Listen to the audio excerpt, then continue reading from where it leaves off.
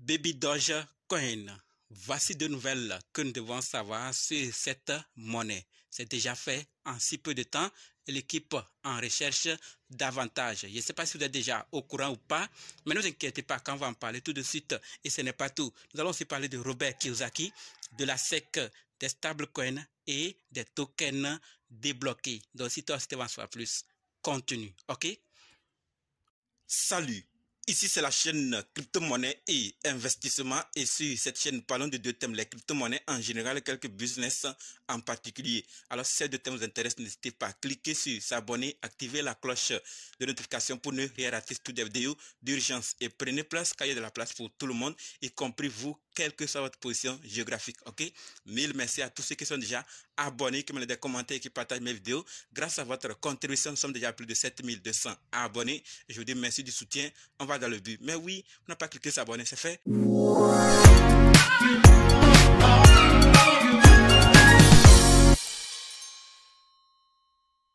On commence avec Robert Kiyosaki. Et par rapport à Robert Kiyosaki, ce que nous devons savoir, c'est que Robert Kiyosaki qualifie le Bitcoin d'investissement fast track accéléré.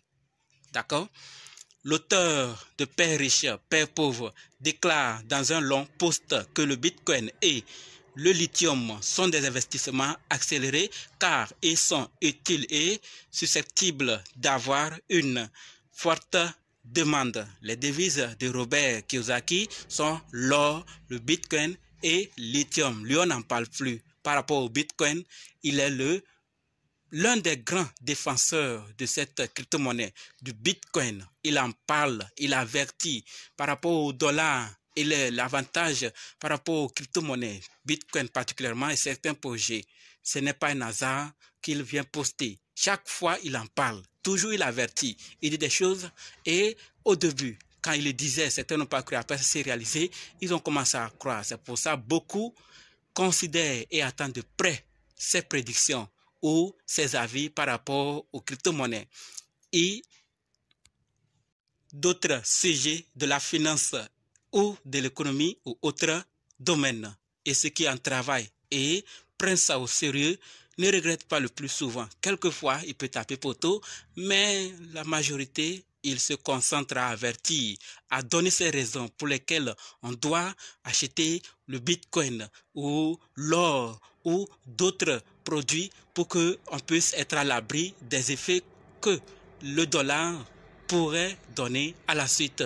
Tout compte fait, allez découvrir davantage sur lui. Je ne peux pas tout en parler ici. Ce que j'ai tenu à partager, je vous l'ai déjà dit. Passons maintenant à la deuxième nouvelle qui concerne la SEC. Et par rapport à la SEC, ce que nous devons savoir, c'est que la SEC aurait renvoyé le formulaire S1 aux émetteurs potentiels d'ETF spot Ethereum avec seulement quelques commentaires. Les émetteurs devront traiter ces commentaires et de les soumettre à nouveau d'ici le 8 juillet. Cela signifie qu'au moins une série de dépôts supplémentaires sera nécessaire avant que l'ETF ne commence enfin à être négocié. Voilà donc ce que la SEC a fait avec les émetteurs potentiels d'ETF spot Ethereum. Qu'est-ce qui va se passer? Vont-ils bien remplir, faire les choses exigées et que la SEC va agréer et que tout va commencer? Personne ne sait d'abord. Pour le moment, c'est à l'étape là ils sont. Attendons l'avenir, nous donner d'autres résultats. Et s'il y en a, vous le saurez à travers cette chaîne. Donc si vous n'êtes pas encore abonné, abonnez-vous pour la suite. Parlons de la troisième nouvelle maintenant qui concerne les stablecoins. Et ce que nous devons savoir, c'est que les règles relatives aux stablecoins sur les marchés crypto de l'Union européenne entreront en vigueur le 30 juin. Je ne sais pas si vous êtes déjà au courant ou pas, mais rien ne vous empêche de le savoir maintenant. Elles interdisent, par exemple, aux stablecoins d'avoir plus d'1 million de transactions quotidiennes qui paient des biens ou des services réglés hors et on-chain. Les régulateurs. Les plafonds sont là pour protéger le système monétaire selon un porte-parole de l'autorité bancaire européenne AB. Les émetteurs auront également besoin d'une autorisation pour opérer dans le bloc commercial des 27 nations. Tether, Circle et d'autres émetteurs n'ont donc techniquement plus qu'un jour pour obtenir une licence de monnaie électronique afin d'opérer légalement. Ils vont l'obtenir sûrement pour bien fonctionner et avoir une tranquillité dans le pays ou dans la nation, dans ce bloc de 27 pays. Circle et Tether ont déclaré vouloir avancer dans le respect des règles imposées par MiCA. Sinon, ils ne pourront pas fonctionner. C'est normal. C'est les règles du jeu pour qu'ils puissent avoir. Mais avec ça, est-ce que ça va arranger tout le monde?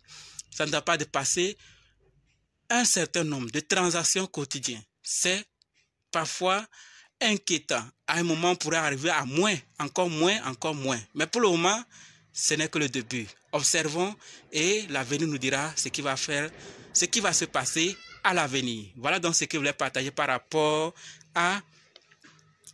au stablecoin. Donc, s'il y a quelque chose, vous pouvez aussi donner vos avis dans les commentaires. Passons à la quatrième nouvelle qui concerne les tokens débloqués. Et là, ce que nous devons savoir, c'est que plus de 755 millions de dollars de tokens seront débloqués en juillet. Les périodes de vesting de près de 40 projets arriveront à leur terme, dont Atlayer, XAI, Aptos, Arbitrum, Optimism, Sui, Imitable X ou encore Starknet. Le système de vesting empêche les premiers investisseurs et les membres de la team d'un projet de vendre leurs tokens en les verrouillant pendant une période donnée. Presque tous les projets sérieux ou qui ont quand même l'intention de servir à un petit peu font ça. Ça rassure et ça aide aussi le projet parce que s'il n'y a pas des éléments d'assurance qui amènent les gens à investir, ils n'investiront pas et personne ne pourra gagner. Donc ce système arrange les deux côtés, ceux qui investissent et ceux qui ont créé le projet, afin que ça puisse endurer. Donc on nous dit que très bientôt, un certain nombre seront débloqués. Cette nouvelle peut peut-être vous aider ou pas. Partagez pour que d'autres qui sont concernés ou qui attendaient ce genre de nouvelles puissent eux aussi s'en réjouir parce qu'il y a quelque chose à se réjouir ou être content parce que ça les arrange ou ça les rassure sur certains projets. Comme c'est l'élément qu'ils recherchent, alors ça va les rassurer toujours. Terminons maintenant avec Baby Dogecoin. Et là, j'ai déjà dit, on a deux nouvelles. La toute première concerne Katana Inu. Et par rapport à Katana Inu, ce que nous devons savoir, c'est que l'attente est terminée. Baby Doge et Katana Inu, Mint est en direct maintenant. Titulaire de la liste blanche, votre moment est arrivé. Créez un NFT Baby Doge et Katana Inu exclusif et débloquer un personnage de jeu unique et une arme épique. Donc on parle du jeu, on en a beaucoup parlé et maintenant on nous dit que tout est possible. On peut maintenant minter un NFT, d'accord, créer notre NFT et avoir la possibilité de débloquer un personnage de jeu unique et une arme épique. Créez votre portefeuille maintenant sur babydoge.katanainu.com. Si vous êtes intéressé, le lien serait dans la description et ça pourra faciliter le travail pour ceux qui veulent vraiment en faire. Passons à la deuxième nouvelle qui concerne Baby Doge. Et là, je l'ai déjà dit. Et déjà, on a quelque chose. Il s'agit de quoi? Il s'agit des bénévoles dont j'avais déjà annoncé depuis. On parle de la mise à jour sur les traducteurs bénévoles. Grâce à notre incroyable communauté, notre jeu est désormais traduit dans plus de 20 langues. Mais nous recherchons toujours davantage de traducteurs. En guise de remerciement, les traducteurs bénévoles bénéficieront d'un accès anticipé de notre jeu Telegram.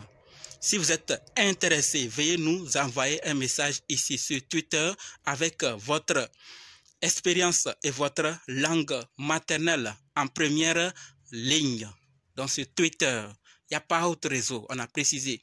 Allez, si vous avez de l'expérience, vous pouvez les aider à traduire. Si vous êtes un traducteur, c'est l'occasion. Avoir un accès anticipé à un jeu tel que celui de Baby Doge, ce n'est pas donné à n'importe qui. Donc si vous connaissez, c'est l'occasion et peut-être après vous pouvez travailler dans d'autres de leurs projets et d'autres projets aussi peuvent vous appeler parce qu'on a vu votre expérience, on a vu que vous êtes capable et que vous pouvez donner le meilleur de vous-même si on vous achetait ou qu'on vous promettait une récompense à la fin. Voilà donc ce que je voulais partager par rapport à Baby Doge et ses autres nouvelles. Si vous avez quelque chose à ajouter, les commentaires ne sont pas désactivés, je le dis toujours. On se donne maintenant rendez-vous dans d'autres vidéos, dans les commentaires. N'oubliez surtout pas de nous rejoindre sur Telegram, WhatsApp, Facebook. Les liens sont dans la description. Et pour ceux qui sont prêts pour la formation, dites simplement, je suis prêt. Je veux votre formation. Merci.